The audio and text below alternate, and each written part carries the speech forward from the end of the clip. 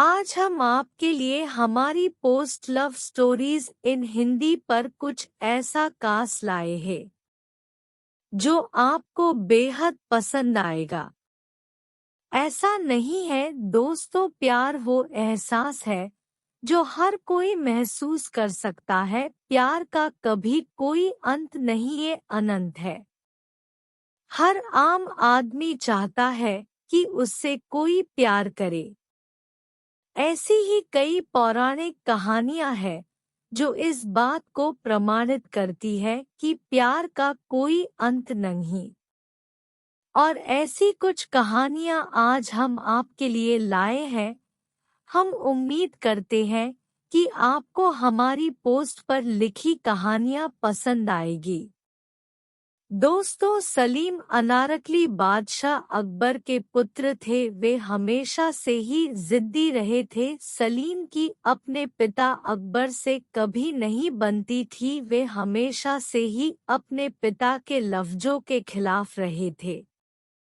जिस तरह सलीम अनारकली की प्रेम कहानी प्रसिद्ध है, ठीक उसी के विपरीत जोधा अकबर की प्रेम कहानी भी काफी प्रसिद्ध है। सलीम के इसी व्यवहार की वजह से इन्हों को बादशाह अकबर ने सेना में भेज दिया ताकि ये थोड़ा अनुशासन सीख सके।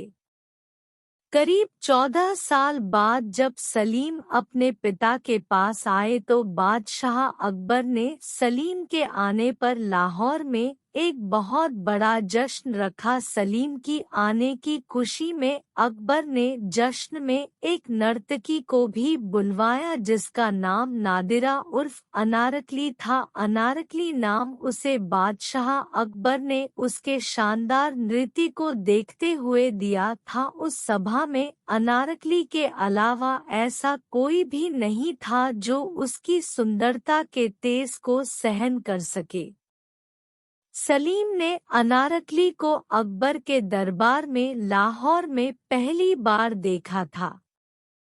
जैसा कि अनारकली हुस्न की रानी थी, जब सलीम ने अनारकली को देखा तो वह उस पर मर मिटा था। सलीम अनारकली से मोहब्बत करने लगे। सलीम जानते थे कि अनारकली एक कनीज है। बादशाह अकबर उसे शहजादी के रूप में स्वीकार नहीं करना चाहते थे। ये बात जानते हुए भी सलीम अनारकली से मोहब्बत कर बैठे। जब इस बात की भनक अनारकली को लगी कि शहजादे सलीम उन्हों से मोहब्बत करते हैं, तो अनारकली ने शहजादे सलीम से दूरियां बनाने लग गई। उन्हों को डर था कि अगर इस बात का पता बादशाह अकबर को पता चल गया तो वे अनारकली को सजाए मौत दे देंगे। इसलिए अनारकली नहीं चाहती थी कि ऐसा कुछ हो, लेकिन बादशाह सलीम की मोहब्बत इतनी सच्ची थी कि अनारकली भी इसके आगे हार गई और सलीम से प्रेम कर बैठी। कुछ समय बाद बादशाह अकबर को इस बात का पता चल गया और उन्होंने अनारकली को सजाए मौत देने का ऐलान कर दिया। बादशाह अकबर ने सलीम को बुलाकर समझाया भी था कि मैं किसी कनीज को मल्लिका नहीं बनने दूंगा, तो बेहतर होगा कि आप अनारकली को भूल जाए। तभी शहजादे सलीम ने बादशाह अकबर के खिलाफ बगावत कर बैठे, लेकिन अकबर की सेना के आगे सलीम की सेना कुछ भी नहीं थी और सलीम को हार का सामना करना पड़ा। उस हार में बादशाह अकबर ने सलीम को सभा में सभी के सामने समझाया भी, लेकिन शहजादे सलीम की मोहब्बत के आगे एक बाप की मोहब्बत ने आज दम तोड़ दिया था और बादशाह अकबर ने सलीम को सजाए मौत का ऐलान कर दिया। इस बात की भनक जब अनारकली को लगी तो उसने खुद का बादशाह अकबर को सौंप दिया और सलीम को छोड़ने के लिए कहा। अनारकली को बादशाह अकबर ने जिंदा दीवार में चुनवाने का ऐलान कर दिया और अनारकली को जिंदा दीवार में चुनवा दिया गया। ये घटना 1599 ईस्वी में हुई। जिस जगह अनारकली को जिंदा दीवार में चुनवाया गया था वहां आज भी उन्हों का मकबरा है। और इसी प्रकार आज सलीम अनारकली की इस दर्दनाक प्रेम कहानी का अंत होता है। दोस्तों, हर साल लैला मजनू की याद में राजस्थान के बिंजौर जिले में सालाना मेला लगता है। यहाँ लाखों प्रेमी जोड़े अपने प्रेम को अमर रखने और लैला मजनू की याद में दुआ करने आते हैं। भारत और पाकिस्तान के मध्य बिंजौर गांव से लैला मजनू की प्रेम कहानी की शुरुआत होती। ये एक ऐसी प्रेम कहानी है जो इतिहास के पन्नों में अमर हो गई। ऐसी प्रेम कहानी आज के समय में ना कभी थी, न कभी होगी और ना कभी हमको देखने को मिलेगी। दोस्तों, ये कहानी उस समय की कहानी है जब प्रेम का एक सामाजिक बुराई के रूप में देखा जाता था। यह कहानी 11 शताब्दी की है, जहां मुस्लिम परिवार में मजनू का जन्म हुआ। मजनू का नाम कायस इब्न अल-मुलाव्वाह था। मजनू के बारे में बड़े बड़े ज्योतिषों ने यह भी कहा था कि ये लड़का बड़ा होकर एक लड़की के प्यार में पागल हो जाएगा। प्यार एक ऐसी चीज है जिसमें हर कोई गिरा है। ऐसा इस दुनिया में कोई भी नहीं जो प्यार न करे। ठीक उसी प्रकार मजनू की मुलाकात मदरसे में लैला नाम की एक बेहद खूबसूरत लड़की से हुई और मजनू उस लड़की को देखते ही अपना दिल दे बैठा और लैला भी मजनू से बेपनाह मोहब्बत करने लगी। जब इस बात की भनक लैला के परिवार को लगी तो उन्होंने लैला की शादी एक बड़े और एक अमीर व्यापारी से करवा दी। लैला ने अपने पति को बताया था कि वो मजनू से प्यार करती है और उसके बिना वो जी नहीं सकती। तभी लैला के पति ने लैला को तलाक देकर उसके घर भिजवा दिया। जब लैला वहां मजनू से दोबारा मिली तो दोनों ने एक साथ भागने का फैसला किया। दोनों के भाग जाने के बाद लैला के दोनों भाइयों ने मजनू और लैला की तलाश कर उन्हों को मरवा दिया और लैला और मजनू की इस भयानक प्रेम कहानी का अंत हो जाता है। आज भी इन्हों की प्रेम कहानी की मिसालें दी जाती है जो हर प्रेमी और प्रेमिका को सुननी चाहिए। यह कहानी उस प्रेम कहानी पर है जो एक दूसरे पर अपनी जान छिड़कते थे। यह कहानी एक लड़के और एक लड़की पर है जिन्हों का नाम ही राझा है। राझा का जन्म चिनाब नदी के किनारे एक गांव में गरीब परिवार में हुआ था। राझा से बड़े उसके 2 भाई थे जो मेहनत मजदूरी करते थे। राझा घर में छोटा होने के कारण मौज मस्ती करता रहता था, लेकिन गृह कलेश के कारण राझा ने अपना घर छोड़ दिया। लेकिन राझा की किस्मत उसे कहीं और ही ले जा रही थी। राझा भटकते भटकते हीर के गांव पंजाब, जो अब पाकिस्तान में है, जा पहुंचा। वहां राझा की मुलाकात हीर से हुई। हीर काफी खूबसूरत लड़की थी जिसकी अदाओं पर राझा मर मिटा और हीर से मोहब्बत करने लगा। इस बात का पता जब हीर को लगा कि राझा मुझसे मोहब्बत करता है तो हीर भी रांझे को अपना दिल देने से रोक नहीं पाई। वो भी रांझे से प्रेम करने लगी।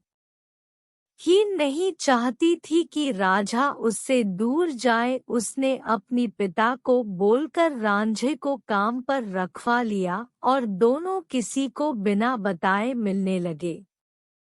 दोनों की मोहब्बत उस शिकार तक पहुंच चुकी थी कि वो एक दूसरे के बिना नहीं रह सकते थे।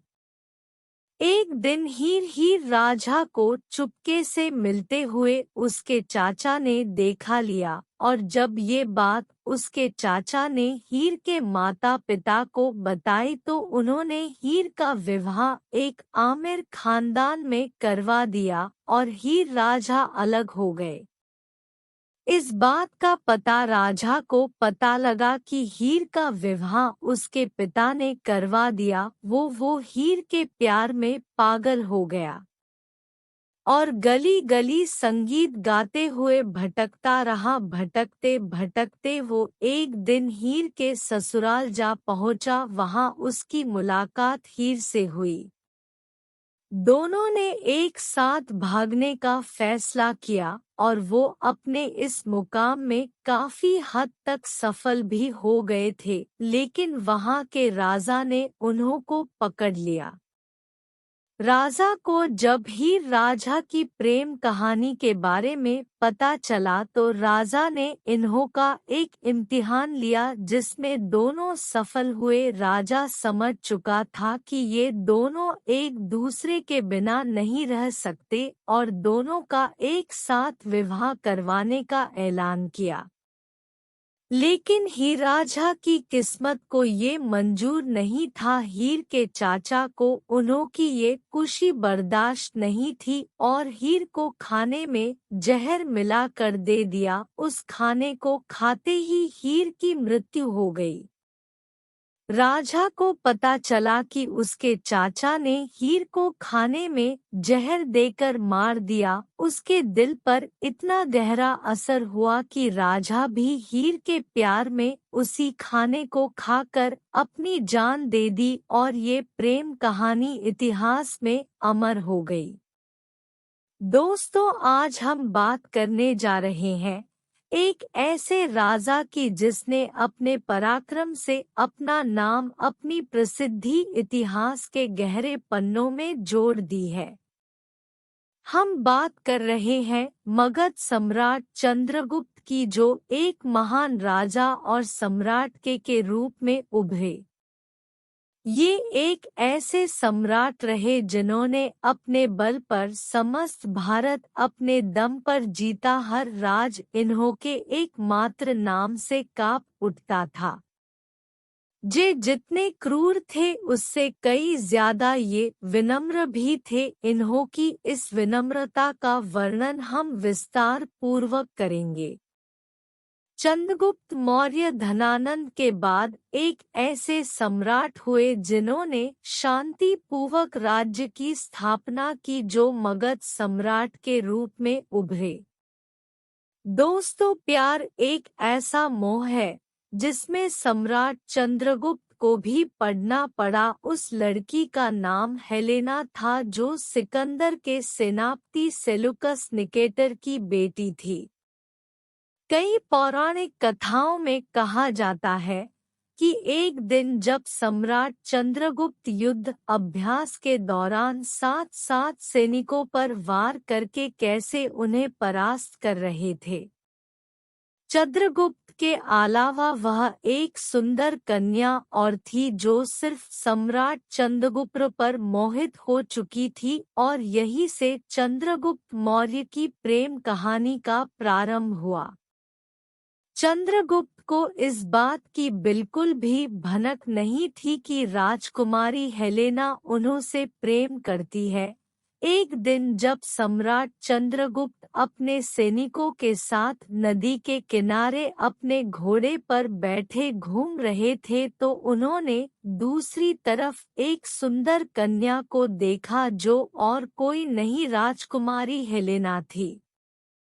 चंद्रगुप्त भी उस लड़की पर मोहित हो चुके थे। वे राजकुमारी को अपना दिल दे बैठे थे।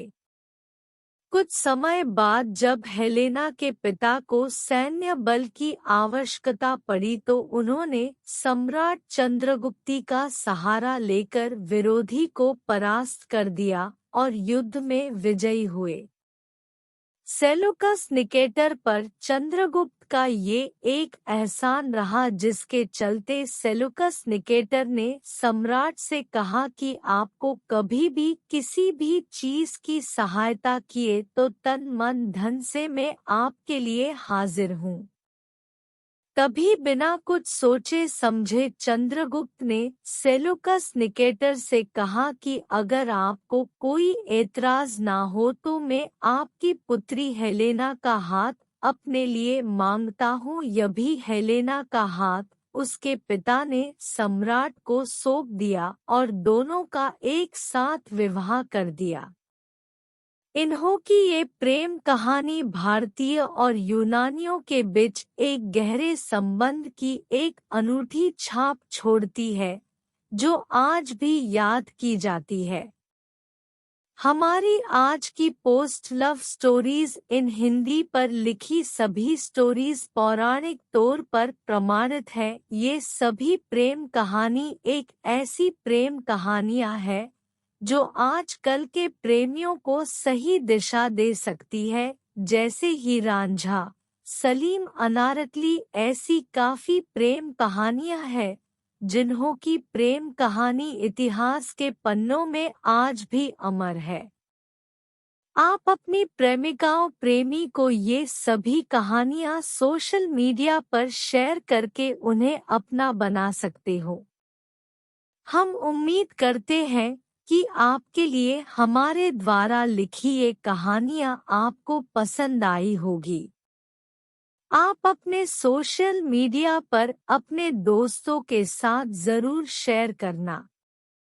दोस्तों, आपको हमारी रोमांटिक स्टोरीज इन हिंदी कैसी लगी, हमें कमेंट्स में जरूर बताएं। Vertical bar.